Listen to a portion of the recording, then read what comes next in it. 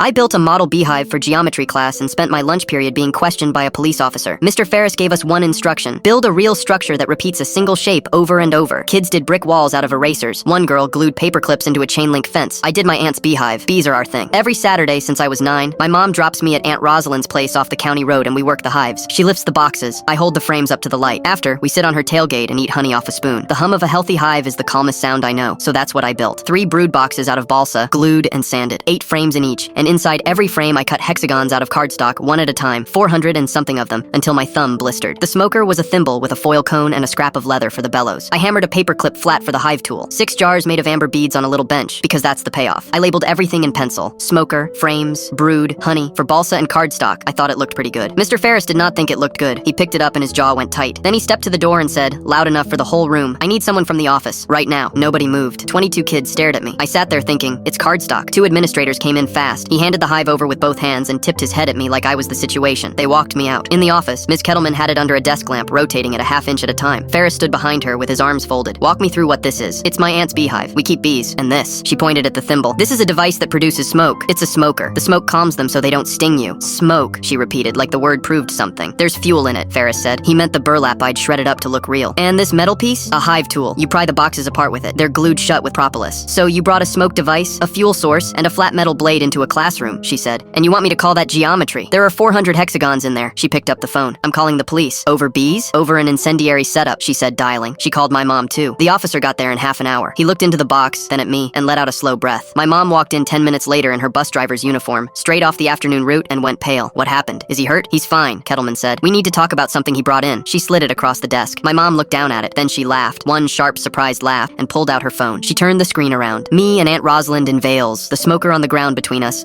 a frame of capped honey held up to the sun. "That's a bee smoker," she said, slow and flat. "It makes bees sleepy. That's why there's honey. That's why he wrote honey on it." She looked at Kettleman, then Ferris, then the officer. "A kid spent 3 weeks cutting hexagons out of paper for a class about hexagons, labeled every part of it, and 3 adults in this building looked at it and saw a bomb. Show me the bomb, take your time." Nobody said anything. "You called the police on honey. You sat my son in a room with an officer over the one thing he loves most, and not one of you thought to just ask him." The officer was on his feet before she finished. Ferris was studying the floor. Kettleman had nothing. My mom lifted the hive with both hands so the little jars wouldn't roll. "We're done here. The assignment was a structure that repeats one shape. I got questioned by a cop for it. Aunt Rosalind keeps it on the shelf in her honey house now, right above the real jars."